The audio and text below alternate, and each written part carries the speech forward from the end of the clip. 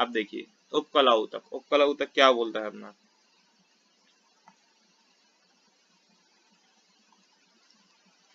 तो उपकला ऊतक है, अब देखो यह शरीर को, ठीक, उपकला ऊतक जो है, उपकला ऊतक शरीर के मुख्य रूप से शरीर के अंगों की ऊपरी और भीतरी त्वचा एवं स्तर आवरण का परत बनाने का कार्य करता है। मतलब जो अपने ऊपर की त्वचा है वह कौन बनाता है, उपकला ऊतक, ठीक है।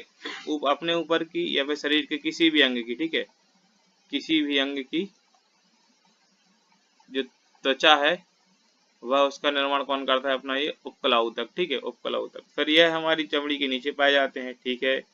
फिर यह शरीर की खुली सतहों को सुरक्षा प्रदान करने का कार्य करते हैं। जैसे कोई अपने अपना हाथ ही मान लीजिए, तो हाथ तो अपना निकला हुआ है बाहर, ठीक, तो उसके ऊपर की जो चमड़ी बनी है वह किससे बनी है, उपकला से, तो ये क्या करती है, अपन को सुरक्षा प्रदान करती है, ठीक। अब देखिए क्या लिखा है इसमें, यह उन सभी जगहों पर पाए जाते हैं, ठीक, जिसकी सतह खुली तथा जिसे बाहरी पदार्थों द्वारा नुकसान पहुंचाया जा सकता है, ठीक। ये कहाँ पाए जाते हैं, ये उस जगह पाए जाते हैं जहाँ जैसे कि अपना हाथ हो गया, पैर हो गया, सब मतलब पूरे शरीर की त्वचा है, ठीक, जो खुली रहती है, ठीक, जैसे अपन को चोट वगैरह लग सकती है, ठीक, तो ये वहाँ पाए जाते हैं, ठीक है। तो ये हो गया अपना। इसके बाद अपन देखेंगे यह ऊतक वसा के, अभी हमने बताया था ना आपको, यह वसा के बने होते हैं, ये कनेक्टिव टिश्यू भी, कनेक्टिव टिश्यू में भी आते हैं, ठीक है। यह वसा के बने होते हैं जो त्वचा को सुंदरता प्रदान करता है तथा साथ ही साथ ठंड के समय हमारे शरीर को ठंडी से रक्षा करता है, ठीक है। ठंड के समय में हमारे शरीर की ठंड से भी रक्षा करता है, कौन, ये उपकला ऊतक, ठीक है। अब इसके बाद अपन देखेंगे,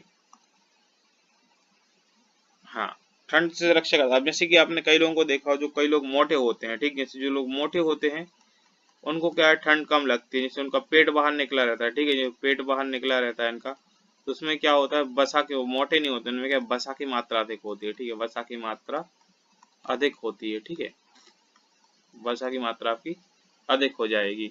और जो बिल्कुल पतले दुबले रहते हैं टड़ैया से, उनमें वसा बिल्कुल पाया नहीं जाता, जैसे आपने कई लोगों को देखा होगा, तो उसमें क्या वसा की मात्रा कम होती है, इसलिए वो लोग पतले होते हैं। अब एक चीज और ध्यान रखिएगा, अब जो वसा होता है वह महिलाओं से की अपेक्षा, मतलब जो पुरुषों की अपेक्षा महिलाओं में 20% अधिक पाया जाता है, इसीलिए वो लोग ठंडी में सरवाइव करती हैं। और ठंडी में सरवाइव कैसे करें, किसी, मान लीजिए किसी की शादी, कोई फंक्शन है, तो फुल नेट वाले कपड़े पहन के बिल्कुल पतले तपले ऐसे ही फैशन शो करके बिल्कुल ब्यूटी पार्लर जाके मेकअप होके तैयार होके आती हैं, ठीक है, तो उनको ठंडी नहीं लगती। फिर बाद में घर आएंगी तब रे रे रे उरू रे रे करती रहेंगी, डली रहेंगी, ठीक है। तो इस प्रकार रहता है अपना, उसमें क्या है, थोड़ा वो ज़्यादा ओवर कॉन्फिडेंट हो जाती हैं क्योंकि 20% अधिक वसा पाया जाता है, ठीक है। समझ गए आप लोग। चलिए, तो अब इसके भी कुछ प्रकार होते हैं उपकला ऊतक के, अभी हमने बताया था आपको, सरल शल की उपकला ऊतक, ठीक, स्तरित उपकला ऊतक, घनाकार उपकला ऊतक, यह भी हम सब आपको बता चुके हैं, स्तरित हो गया, घनाकार हो गया, पक्षमा भी हो गया, स्तंभ भी हो गया, ठीक है, स्तंभ भी मतलब स्तंभाकार खड़े हुए, ठीक। अब इसके बाद अपन देखेंगे आगे प्रकार, देखें प्रकार कौन कौन से हैं। अब देखो ये है पहला शल की उपकला ऊतक, ठीक, तो सरल शल की उपकला ऊतक कैसा है, ये देखो ये चपटा चपटा है, इस सभी में ये अलग अलग केंद्रक बने हुए हैं, देखो ये केंद्रक हैं, ये सभी क्या है, ये केंद्रक हैं, ये सभी आपके क्या हो जाएंगे, केंद्रक हो जाएंगे, ठीक है, ये हैं आपके सभी केंद्रक, ठीक। अब ऐसे आप देखो स्तरित में एक के ऊपर एक, जैसे एक, एक, दो, तीन, चार, पाँच, छः, 7 लेयर है, ठीक, 7 लेयर, तो ये क्या है आपके स्तरित उपकला ऊतक है, ठीक है, इसमें भी केंद्रक दिया गया है। अब इसके बाद देखो घनाकार, घनाकार ये बने हैं, घन के आकार के हैं कि नहीं, ये है आपके पूरे घनाकार, ये पूरे घन के आकार के हैं, ठीक है, घन के आकार, घन के आकार के कहलाए, ठीक, ये घन के आकार के हैं, तो ये क्या हो जाएंगे आपके घनाकार उपकला ऊतक। अब इसके बाद देखेंगे अपन स्तंभी, स्तंभी कैसा है, अब स्तंभी देखो पूरा खम्बा टाइप खड़ा हुआ है, तो ये आ जाएगा आपका क्या, स्तंभी उपकला ऊतक या फिर स्तंभाकार का उपकला ऊतक। मोबाइल बज है भाई, स्तंभाकार उपकला ऊतक। अब इसके बाद देखिए पक्षमार्गी, तो ये देखो इसमें छोटे छोटे रेशे निकले हुए हैं, देखो ये रेशे निकले कि नहीं, ये छोटे छोटे रेशे निकले हुए, आपको व्हाइट में समझ में नहीं आएगा, आपको रुक जाइए, हम इसको कलर चेंज कर देते हैं, ये अपन व्हाइट से येलो कर देते हैं, देखो इसमें येलो में भी समझ में नहीं आ रहा है यार, लाइट कलर हो गया, रेड कर देते हैं। अब देखो रेड में समझ आ रही है, कुछ इस प्रकार के वो निकले हुए हैं, देखो ये रेशे निकले ना, ये कहलाते हैं आपके पक्षमार्गी उपकला ऊतक, ठीक है, जिसमें ये जो रेशे निकले रहते हैं, ठीक, ये पक्षमार्गी उपकला ऊतक में आते हैं। ठीक। तो ये हो गया अपना इसके प्रकार। आप थोड़ा सा इनके बारे में डिटेल्स में देख लेते हैं। आप देखो ये सरल हल्के उपकला ऊतक, अब क्या है इसमें, अरे देखो सरल हल्के उपकला तो कोशिकाओं की पतली चौड़ी चपटी होती है, ठीक। ये देखो पतली चौड़ी चपटी है, ठीक है। ये क्या है, पतली है, ज्यादा मोटी नहीं रहती है। कोशिका की दीवार एक दूसरे से सटी होती है, ठीक है। जो कोशिका की दीवार रहती है, जैसे ये दीवार है, ये मतलब इतना क्षेत्र, ये क्या है, एक दूसरे से सटा है। आप देखो ये इससे सटा है, ठीक, ये इससे सटा है और ये इससे सटा है, कुछ इस प्रकार रहती हैं। ये एक दूसरे से सटी रहती हैं, ठीक है, ये सटी रहती हैं एक दूसरे से, ठीक। अब इसके बाद है अपना प्रत्येक कोशिका का एक पतला के, प्रत्येक कोशिका पतली तो होती है, साथ ही साथ उनका एक पतला केंद्रक होता है। पतला नहीं, हालांकि एक केंद्रक होता है, ये गलत लिखा है यहाँ पे, इसको आप लोग काट देना, ठीक है। एक केंद्रक होता है, पतला मोटा तो केंद्रक थोड़ी ना होता, जैसी कोशिका रहेगी वैसा केंद्रक रहेगा, ठीक है। ये पतली चौड़ी चपटी होती है, ठीक। तो ये सबके एक क्या है, ये केंद्रक दिए हैं, देखो आप केंद्रक हैं सभी के, ये हैं आपके केंद्रक, ठीक। अब इसके बाद क्या है, शरीर के कोमल स्तर इसी से बने होते हैं। जो शरीर के अपने कोमल नरम वो रहते हैं भाग, वो इससे बने होते हैं, ठीक है। अब इसके बाद क्या है, यह शरीर को रक्षात्मक कवच इन्हीं शल्की ऊतक से बना होता है। शरीर को रक्षात्मक कवच इन्हीं से बना होता है। अब इसके बाद देखिए कहाँ पाए जाते हैं, ये यह ऊतक, ठीक, त्वचा की बाहरी सतह, रक्त वाहिनियां, कान की लेबिरिंथ, फेफड़ों की वायुकोष्ठिकाओं मतलब कक्ष में, या फिर आप नली बोल सकते हो आप, उसमें पाए जाते हैं, ठीक है। कहाँ कहाँ, एक तो रक्त वाहिनियां हो गया, कान के लेबिरिंथ में हो गया, फेफड़े में हो गया, और साथ में ये त्वचा की बाहरी सतह में हो गया, ठीक। तो ये क्या है अपना सरल उपकला ऊतक। अब बढ़ेंगे अपन आगे। अब है स्तरित उपकला ऊतक। स्तरित मतलब क्या है, एक के ऊपर एक लेयर। देखिए जैसे इसमें एक के ऊपर एक लेयर है, एक ये लेयर, फिर एक ये लेयर, फिर उसके बाद एक ये लेयर बनी हुई है, ठीक। फिर उसके बाद एक ये लेयर है, मतलब ये 7-8 लेयर हैं। सारी कितनी, 1 2 3 4 5 6 7 लेयर हैं, ठीक, 7 लेयर बनी हुई है। तो ये हो जाएगा आपका क्या, स्तरित उपकला ऊतक। ये इसका मुख्य कार्य होता है अपने ये कटने फटने से बचाता है, ठीक है। अपने शरीर को कटने फटने से बचाता है, ठीक, बचाता है।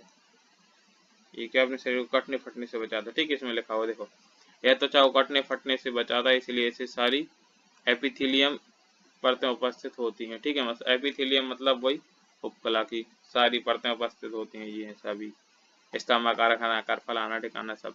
ये सबसे ऊपर की त्वचा है, ये सबसे ऊपर की त्वचा है आपकी, ठीक है। अब इसके बाद अपन बढ़ेंगे आगे, ठीक। चैनल को सब्सक्राइब भी कर देना जो भी नया आ जाए, ठीक है। अब बढ़ेंगे अपन घनाकार। ये देखो घन का आकार का होता है, ठीक है, ये घन के आकार का होता है, ठीक। घन मतलब एक क्यूब टाइप, ठीक है। तो ये कोशिका घनाकार होती है। यह वृक्क मतलब ये किडनी की नलिकाओं में स्तर में पाई जाती है, नहीं किडनी में पाई जाती है, ठीक, किडनी में पाई जाती है, ये किडनी की नलिकाओं में पाई जाती हैं ये, ठीक है, किडनी की नलिकाओं में पाई जाती हैं, ठीक है। ये किडनी की नलिकाओं में पाई जाती हैं। और इनका कार्य क्या होता है, इनका कार्य होता है मूत्र से जल का अवशोषण करना, ठीक, मूत्र से जल का अवशोषण करना। इसके बाद अपन देखिए स्तंभी उपकला ऊतक, ठीक। स्तंभी मतलब स्तंभ के आकार के। अब देखो यह यह पतली एवं लंबी कोशिकाओं के स्तर के बने होते हैं, ठीक। यह एपिडर्मिस के नीचे पाया जाता है। एपिडर्मिस का मतलब देखिए, एपिडर्मिस का मतलब होता है ऊपर का आवरण, सबसे ऊपर का आवरण, ठीक है। एपी का मतलब होता है आपका ऊपर, और डर्मिस का होता है त्वचा में, ठीक। डर्मिस का मतलब क्या होता है, त्वचा। अब इसे अपन हिंदी में अधीक्षण भी कह सकते हैं, ठीक है। इसका मुख्य कार्य क्या होता है, अवशोषण या फिर स्त्रावण करना, ठीक है, एब्जॉर्प्शन करना, या फिर कुछ भी है, इंग्लिश हमको अच्छी आती नहीं है। अब देखो शरीर में जिस जगह पर स्त्रावण या अवशोषण होता है वहां पर यह ऊतक पाए जाते हैं। जैसे कि अपना देखिए शरीर से अपना पसीना निकलता है, ठीक, तो क्या होता है, ये हो गया आपका स्त्रावण, ठीक है। शरीर से जहाँ अपने पसीना निकलता है वहां पाए जाते हैं। अब पेट में जठर रस बनता है तो वहां पाया जाता है। यकृत में पित्तरस बनता है तो वहां पाया जाता है, ठीक। चेहरे पर ग्रंथि होती है उसका स्त्रावण, ठीक, ये वहां पाया जाता है। छोटी आंत में भोजन का अवशोषण होता है, ठीक, तो ये इन्हीं जगहों पर पाए जाते हैं। मतलब जहाँ पे आपका स्त्रावण अवशोषण होता है वहां पर यह पाए जाते हैं। चलिए तो बढ़ते हैं अब अगले इसकी तरफ। अब पक्षमावी उपकला होता है। पक्षमावी हमने बताया था ना, रेशेदार होते हैं, उनमें ऐसी ऐसी लाइन रहती है, ठीक, ये हैं आपके पक्षमापी उपकला ऊतक, इसमें बने हुए हैं। ठीक है, अच्छा देखिए, जब यह कोशिका में विकास का स्त्रावण करती है, ठीक है, तो धीरे धीरे बालों को आगे निकलने का कार्य करती है। ठीक है, जब यह कोशिका में विकास का स्त्रावण लिखना था, ठीक है, स्त्रावण का कार्य करती है, तो धीरे धीरे बालों को आगे, ठीक है, आगे निकालने का कार्य करती है। इसमें थोड़ा सा मिस्टेक हो गया है टाइप में। ठीक, ये देखिए, यह हमेशा हिलते रहते हैं, जिसके अंदर का म्यूकस, ठीक, हिलते रहते हैं, तो इनसे ये हिलते, जो जब ये हिलते हैं तो इससे क्या अंदर का जो म्यूकस होता है वो बाहर आता है। ठीक, जिस कारण यह श्वास मार्गों को गीला कर देता है। ठीक, यह पूरे श्वास मार्ग में पाए जाते हैं, मतलब श्वसन नली रहती है, यह पूरे उसमें पाए जाते हैं। जैसे एक म्यूकस करके जो एक पदार्थ है, ठीक, वो बाहर आता है, किसके कारण, जब ये हिलते हैं। ठीक है, तो म्यूकस बाहर आ जाता है। चलिए, अब बढ़ेंगे अपन आगे अगले